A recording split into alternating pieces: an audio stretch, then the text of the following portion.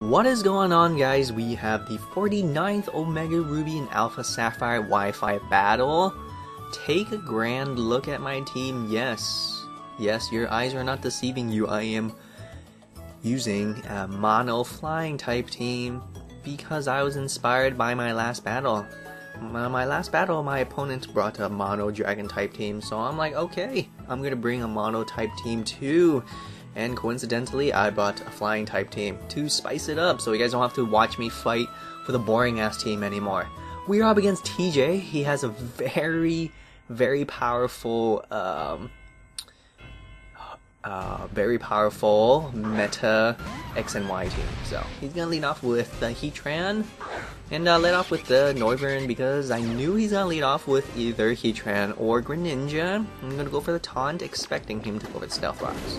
If he had went for the Greninja, it wouldn't really have mattered because I do outspeed Greninja, and you know, I could just kill it with that Draco Meteor.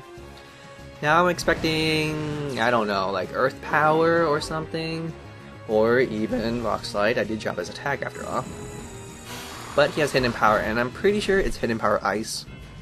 If he had comfortably stayed in and just went for an HP Ice on my Noivern, I mean, that's a really risky play on my opponent's part, because had I went for a Focus Blast, which, I don't have Focus Blast, but if I did, I don't think that Heatran would have appreciated it. But regardless, I did go for that Scald. It doesn't burn the Rotom, and I'm going to get out of here expecting Electric type attack. Now I could have gone into Landorus, but obviously Landorus does not appreciate a Water attack, so that's one of the great things about Rotom. It's Electric type, and it's also a Water type, so it pretty much counters Ground types really darn well.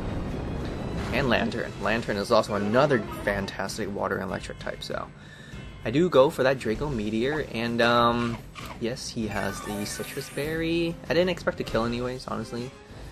And it turns out he went for the Hydro Pump, probably expecting I was going to go for the Landorus, but again, there's really no point for me to go into Landorus to absorb any electric attacks because he has Hydro Pump, so. From this range, my special attack did drop twice, 2 stages, and I'm just praying, oh, please let me kill it, and luckily, that was just enough to finish off that Rotom. So off the bat, we already finished Rotom. That's really great. It's always great to have Rotom out of the way. Honestly, Rotom is just so problematic. Here comes the Heatran. Now, I can do a bunch of things. I could taunt it, so it doesn't go for Stealth Rocks, but I'm pretty sure he knows that, and he's just going to go for an attack. So I'm like, okay, let me save my Noivern. And if this Heatran decides to go for Stealth Rocks, yes, my Noivern will come out and die to those Stealth Rocks. But I do have Defoggers in this team. I have 2 Defoggers, actually. And I'm going to go into that Mega Evolution, expecting him to... I really don't know. I mean, he can do all kinds of things. Probably go for the Earth Power, after seeing that I Mega Evolve. But like I mentioned, I just want to, boost my Scald and just do as much as I can. And I wanted to Mega Evolve because I want to grab more special defense, so even after his weakness policy does raise, I'm pretty sure I can take 1 Earth Power. But he knows better than stay in, which is kind of hilarious because I just activated his weakness policy and he just switches out. So, not really sure what's going on, I'm not really sure what's the purpose of carrying a weakness policy if my opponent is just going to switch out like that. But, I mean, I could see why too. Who wants to take Scalds, right? Back and forth. And not to mention, he can't probably do too much, so. Expecting Hyper Voice now. I'm really afraid this Sylveon is probably Choice Specs. But from that range, it's not. But, still did a good chunk amount because Pixelate Hyper Voice is just so powerful. Now, I could go for a U-turn to expect the Heatran to come up, but I really wanted to just go for a Defog. I have a pure flying type, guys. I have to go for a Defog eventually. I'm stuck into Choice Scarf, but honestly, that's fine. At least I went for Defog, that's all good. Expecting a Hidden Power, Ice again. I'm gonna go back into Mega Gyarados. Mega Gyarados is now, no longer flying type, so it'll take an HP Ice really well. But he does go for a Flamethrower. It'll actually do more than Hidden Power now, but it still did absolutely nothing, so I'm gonna go for a Sleep Talk, and hopefully I roll Scald so I can get a burn in that Sylveon. That'll be really sweet. I am fast asleep, and I am gonna use that Sleep Talk, and I get Rest. Of fucking course I get a Rest, man. Fucking Sleep Talk, Rest Talk. I don't know why I keep using it All I get is rest, but here comes another Hyper Voice. I knew it, but I thought, you know, Togekiss actually takes it really well. Now, I'm really praying that the Sylveon is not a toxic stalling Sylveon.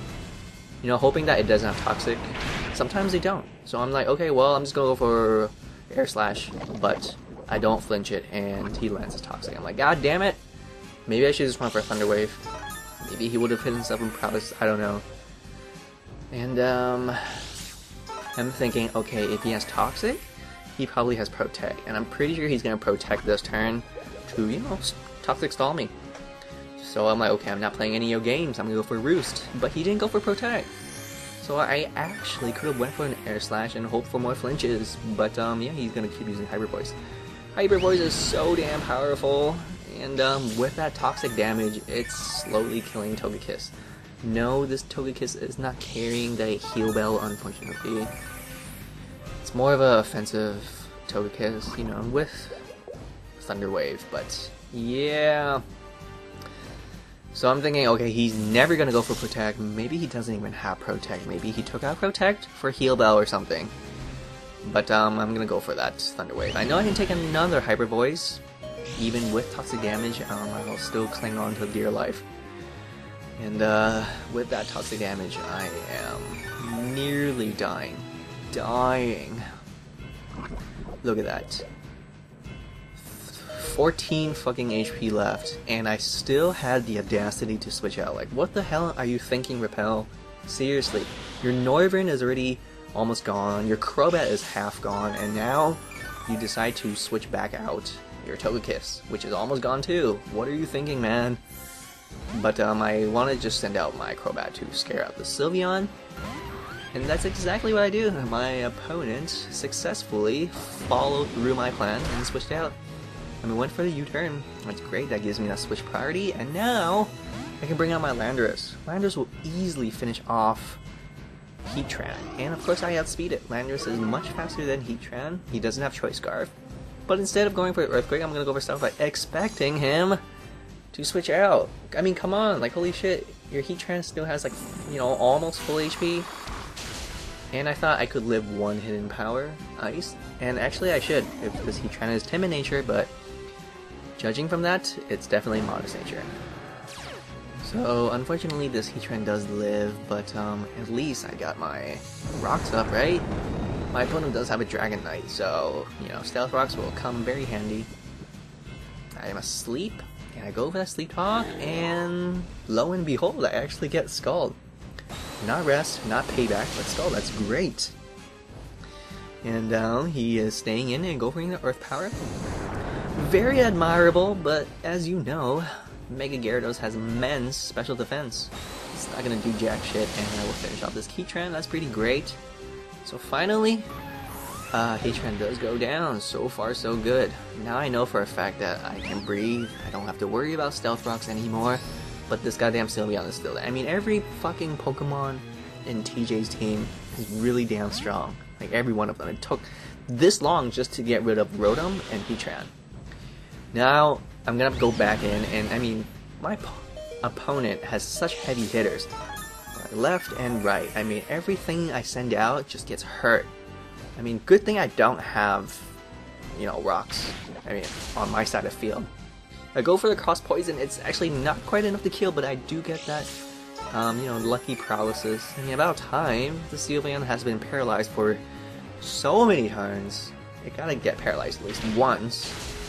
Conveniently, I do finish off this Sylveon. Again, another huge threat out of the way. So far, so good, right? Here comes the Dragonite now. And, like, everything in my team is almost dead. Including the Gyarados, too. Gyarados is missing, like, over half of his HP, so the only thing that can take, you know, anything coming from the Dragonite is actually, yes, my Mandibuzz. Goes for an E-Speed, I knew that, obviously, because he wants to outspeed my Crobat. But it's not gonna do jack shit to Mandibuzz. And he actually has the motherfucking balls to go into Outrage. As you know, I have Togekiss. Togekiss is Fairy type. I went for the Foul Play. It's actually not enough to kill, but you know, that's all good. Now I can take another Outrage, or I can switch into Togekiss. And I actually just stayed in and just absorbed another Outrage. But now I think about it, I really should have just switched out to Togekiss, because Togekiss is sitting at such ridiculously low HP that I really need to bring it out and, you know, give it an opportunity to go for a roost. But I guess it doesn't really matter, because Mandibuzz is gonna completely wall the shit out of Dragonite. Dragonite is quite a fucking monster, but so is Mandibuzz. He's gonna stay in and go for more extreme speed. He probably doesn't want to get trapped into Outrage again, because, you know, I'm just gonna bring out my Togekiss. And, yeah, I was really afraid that he might go for another Outrage, but good thing he didn't. And I'm able to finish off this Dragonite with another foul play, while I still have quite a good amount of HP, especially with that leftovers recovery. And my opponent is going to send out the Gengar. I think my opponent has 2 Pokemon left, the Gengar and Greninja, while I have 4. Yes, I have the Mandibuzz, the Noivern, the Togekiss, and the Mega Gyarados. He's gonna Mega Evolve, and he does go for Thunderbolt. Usually they do. I know I can take one, it's not gonna do it too well. And I go for a foul play, but I also know this Gengar can take 1 foul play. So I have no choice here. I really have no choice. This Gengar can potentially sweep my whole team, since it's such a fucking heavy hitter. And, you know, Thunderbolt hits every fucking thing in my team now. Since my Landorus is gone, have to let my Mandibuzz die, and I'm gonna go into Gyarados. I know what y'all thinking, like, dude, Thunderbolt's gonna kill you. Maybe not, you know, I still have a very low chance to live it. Now is my time to bring out Mega Gyarados. It's either now or never, but obviously Mega Gyarados goes down, so my only hope is actually my Crobat. It's gonna be a speed tie, and I do outspeed this Mega Gengar. Luckily, we have identical speed. Had I lost that speed tie, he would have obliterated my Crobat with a Thunderbolt and the rest of my team with Thunderbolt. That's really sweet that I did win that speed tie, so thank you, Crobat. And naturally, I do outspeed Greninja. Greninja's slow as fuck, man. I hate you, Greninja. Stupid slow-ass frog. I'm just kidding. Greninja is a great Pokemon. I mean, I see it everywhere. It's good. It's really good. But it is no match for Crobat. Nonetheless, I do faint, but hey, Crobat, you did your thing, man. I'm so proud of you.